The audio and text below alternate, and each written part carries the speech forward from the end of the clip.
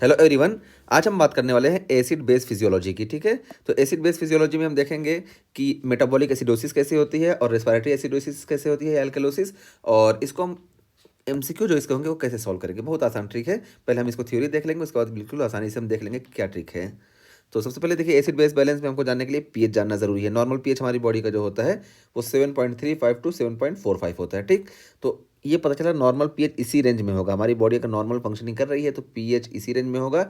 अगर इससे अल्टर हो रहा है तो हमको एल्कलोसिस या एसिडोसिस देखने को मिलेगी। इससे कम है तो हमको एसिडोसिस देखने को मिलेगी और ज़्यादा है तो हमको एल्कलोसिस देखने को मिलेगी। ठीक है, और फिर उसके बाद एक्सट्रीम पीएच की हम बात करें तो देखिए, एक्सट्रीम पीएच क्या होता है कि ऐसा पीएच कि इससे कम अगर हो रहा है फ़ौरन डेथ हो जाए। तो देखिए 6.9 टू 7.8, यानी पता चला कि इससे अगर कम या ज़्यादा हो रहा है तब तो हमको सर्वाइवल का चांस है। ठीक है, एल्कलोसिस या एसिडोसिस हम देखेंगे और सर्वाइवल का चांस है। लेकिन अगर इससे कम हो रहा है ना तो हमको एसिडोसिस की वजह से डेथ देखने को मिलेगी, फ़ौरन डेथ हो जाएगी।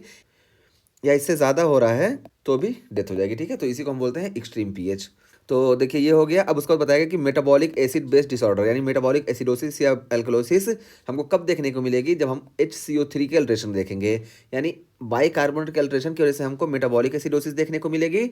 और रेस्पिरेटरी एसिडोसिस या एल्कलोसिस कब देखने को मिलेगी, जब हमको partial pressure of the carbon dioxide में अल्ट्रेशन देखने को मिलेगा। ये यहाँ पे बताया गया।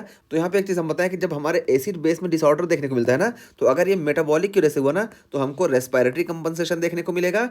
और अगर ये प्राइमरीली रेस्पिरेटरी की वजह से एसिड बेस्ड डिसऑर्डर देखने को मिल रहा है तो हमको मेटाबॉलिक कंपनसेशन देखने को मिलेगा। मीन्स हमारी बॉडी इसको नॉर्मल करना चाहेगी। जैसे एग्जांपल के तौर पे मानिए कि रेस्पिरेटरी एसिडोसिस हो गया। ठीक है, रेस्पिरेटरी एसिडोसिस का मतलब क्या है कि partial pressure of the carbon dioxide जो है बॉडी में बढ़ गया। ठीक है, नॉर्मल इसको 44 होना था लेकिन देखिए 52 हो गया। ठीक है, तो ये बढ़ गया। अब ये बढ़ा, इसकी वजह से हमको एसिडोसिस देखने को मिली। अब ये एसिडोसिस हार्मफुल हमारी बॉडी के लिए, इस वजह से फौरन हमारी बॉडी क्या करेगी, कंपनसेट करेगी। अब यहाँ पे रेस्पिरेटरी एसिडोसिस है, इस वजह से मेटाबॉलिक एल्कलोसिस हमारी बॉडी कॉज करेगी। ठीक है, तो बॉडी हमारी क्या करेगी कि एल्कलोसिस करेगी। और मेटाबॉलिक एल्कलोसिस में क्या है कि रिटेंशन ऑफ द बाइकार्बोनेट को बढ़ा देगी।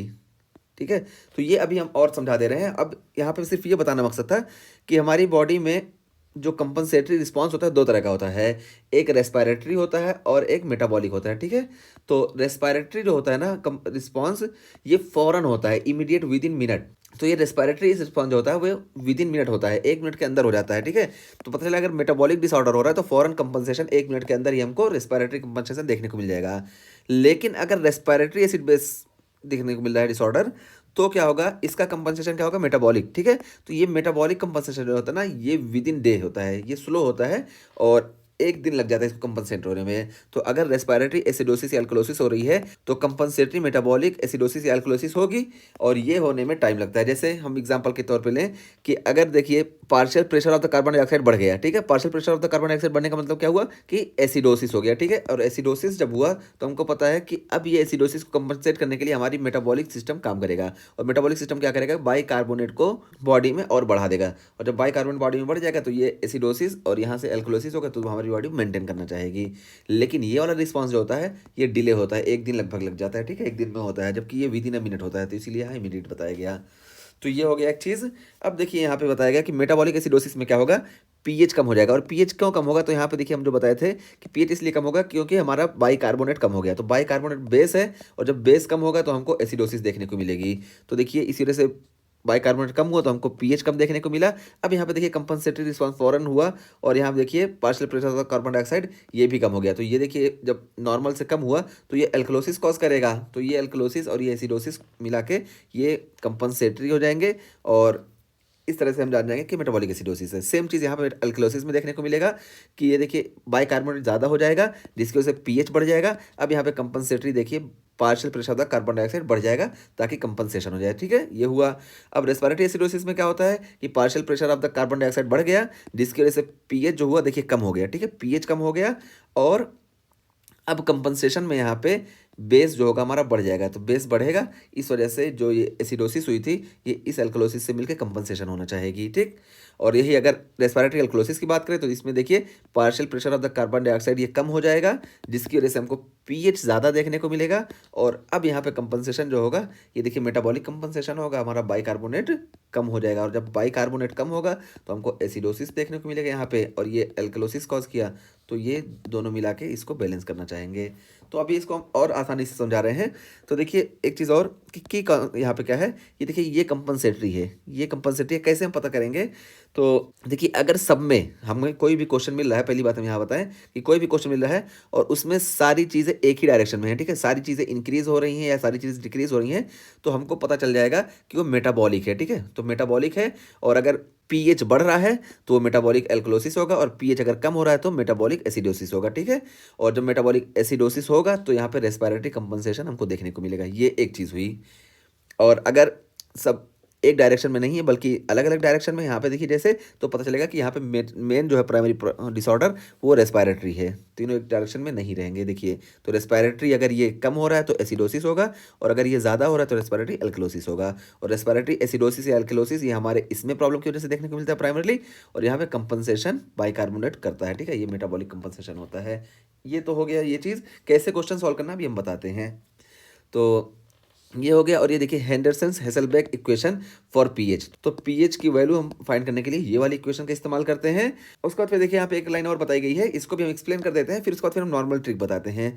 तो देखिए predicted respiratory compensation for a simple metabolic acidosis can be calculated using the winters formula. तो यहाँ पे देखिए प्रिडिक्टेड रेस्पिरेटरी कंपनसेशन, तो रेस्पिरेटरी कंपनसेशन को हम नापने के लिए ना कि कितना रेस्पिरेटरी कंपनसेशन हुआ है मेटाबॉलिक एसिडोसिस में, क्योंकि जब मेटाबॉलिक एसिडोसिस होगा तो हम रेस्पिरेटरी कंपनसेशन देखेंगे कितना हुआ, तो इसको चेक करने के लिए ना सीधे तौर पे हम विंटर्स फार्मूला का इस्तेमाल करेंगे। ये देखिए ये विंटर्स फार्मूला है, ठीक, इतना सारा नहीं है, यहाँ पे बहुत आसान कॉन्सेप्ट है, बस अभी हम थोड़ी देर में उसको एक्सप्लेन कर रहे हैं। इसको समझ में आ रहा है तो ठीक है, कोई बात नहीं, और नहीं समझ में आ रहा तब भी परेशानी नहीं है। और देखिए if measured partial pressure of the carbon dioxide more than predicted partial pressure of the carbon dioxide, तो क्या होगा, कंटामिनेंट रेस्पिरेटरी एसिडोसिस, ठीक है। तो वही बता रहे हैं कि इस विंटर्स फार्मूले से जब हम कैलकुलेट करेंगे, अगर हमारा partial pressure of the carbon dioxide predicted partial pressure of the carbon dioxide से ज़्यादा है तो हमको रेस्पिरेटरी एसिडोसिस देखने को मिलेगा। यहाँ तो यही यहाँ पे हम दिखा दिए कि देखिए नॉर्मल हमारा 44 होता है, लेकिन ये देखिए 44 से ज़्यादा है, तो देखिए वही if measured partial pressure of carbon dioxide more than predicted, तो प्रिडिक्टेड 44 था, ठीक है, तो इससे ज़्यादा हो गया तो हमको क्या पता चला,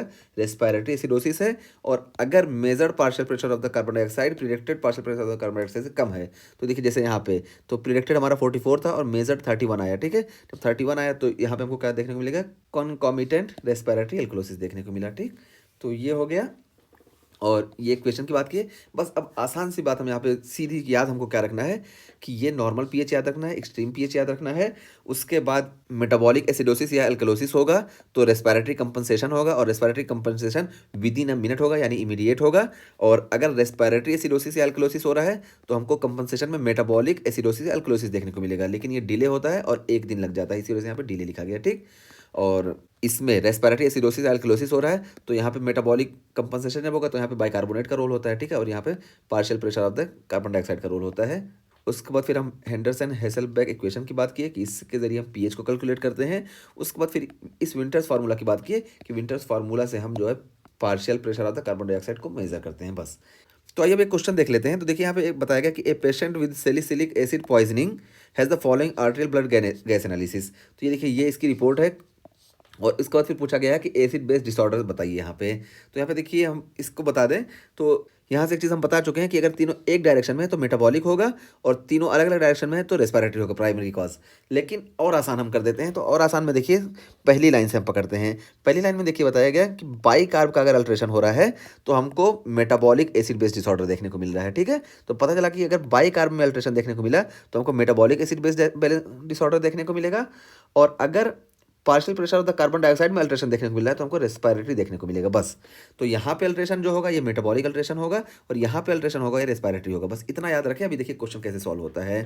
तो सबसे पहले हम बात करें तो यहाँ पे देखिए पीएच जो है हमारा, पीएच ये देखिए ये नॉर्मल पीएच हमारा 7.4 था, ठीक है, 7.4 से ये कम होकर 7.1 आ गया, तो पता चला पीएच कम हो तो हमको एसिडोसिस देखने को मिला, ठीक है। ये देखिए एसिडोसिस कॉज किया।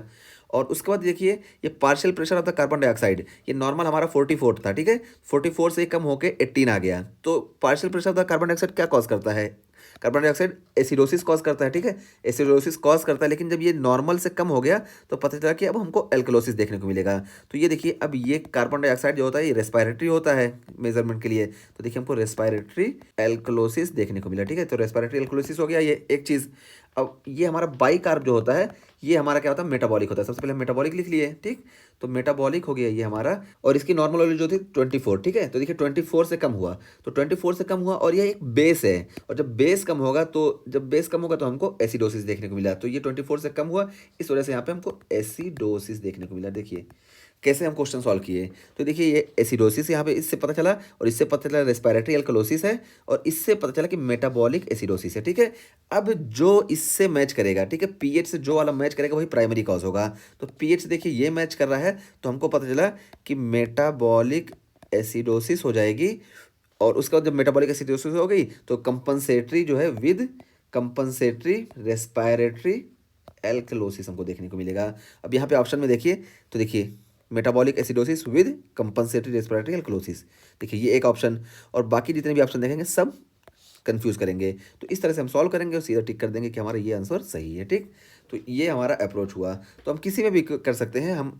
तो आइए यहाँ पे एक एग्जांपल और हम यहाँ पे देख लेते हैं। देखिए ये वाला, तो देखिए यहाँ पे देखिए ये हमको एसिडोसिस देखने को मिला, ठीक है, एसिडोसिस हुआ, और एसिडोसिस के बाद फिर ये देखिए इसको हम देखें तो यहाँ पे देखिए partial pressure of the carbon dioxide ये ज़्यादा हुआ। तो partial pressure of the carbon dioxide ज़्यादा हुआ, इसका मतलब ये हुआ कि ये भी एसिडोसिस कॉज कर रहा है, ठीक है, क्योंकि नॉर्मल 44 था और 44 से ज़्यादा हुआ तो कार्बन डाइऑक्साइड एसिडोसिस कॉज करेगा ही। तो ये भी क्या है, तो ये रेस्पिरेटरी, पहली बात पहली तो रेस्पिरेटरी हो गया क्योंकि कार्बन डाइऑक्साइड है और ज़्यादा हुआ, इस वजह से एसिडोसिस कॉज किया, ठीक है, एसिडोसिस कॉज कर दिया। और यहाँ पे देखें, इसमें देखिए ये 31 है, ठीक है, नॉर्मल हमारा 24 था, 24 से बढ़ के 31 हो गया। तो पता चला कि सबसे पहले कि ये वाला जो है ये हमारा मेटाबॉलिक है, तो मेटाबॉलिक हो गया, और मेटाबॉलिक के साथ साथ देखिए यहाँ पे बेस ज़्यादा हो रहा है, तो बेस ज़्यादा होने की वजह से क्या होगा, एल्कलोसिस हो जाएगा, ठीक है। तो ये हुआ। अब देखिए ये जो पीएच से कौन सा मैच कर रहा है, पीएच में एसिडोसिस बताया गया, तो रेस्पिरेटरी वाला पीएच से मैच कर रहा है। तो हम क्या अब लिखेंगे, डायग्नोसिस हमारी क्या होगी कि रेस्पिरेटरी एसिडोसिस हो जाएगी विद कंपनसेटरी मेटाबॉलिक एल्कलोसिस, ठीक है। तो इस तरीके से क्वेश्चन हम सॉल्व करेंगे, जितने भी क्वेश्चन आएंगे सब उसी बेस पे सॉल्व होंगे। तो इतना सारा जो यहाँ पे बताया गया, इससे इतना हमको परेशान होने की जरूरत नहीं है, बस हमको यहाँ पे यही देख लेना है कि इसको हम देख लेंगे तो यहाँ पे देखिए एसिडोसिस हो गया, इसको हम निकाल लेंगे कि यहाँ पे कौन सा है, तो ये दोनों देखिए अलग अलग हैं। अगर ये परेशानी हो रही है तो हमको रेस्पिरेटरी देखने को मिल रहा है, और ये है तो मेटाबॉलिक, ये यहाँ से कंफर्म हो गया। और ये ज़्यादा हो रहा है या कम हो रहा है, तो देखिए यहाँ पे ज़्यादा हुआ इस वजह से एसिडोसिस हो गया, और ये ज़्यादा हुआ इस वजह से एल्कलोसिस हो गया, ठीक है। तो देखिए एसिडोसिस वाला मैच किया, तो जो वाला मैच करेगा वही प्राइमरी होगा। तो रेस्पिरेटरी एसिडोसिस ये प्राइमरी हो गया, विद कंपनसेटरी दूसरा वाला होगा तो मेटाबॉलिक एल्कलोसिस, तो ये respiratory acidosis with compensatory metabolic alkalosis. तो इस तरीके से इसको हम याद रखेंगे, ठीक।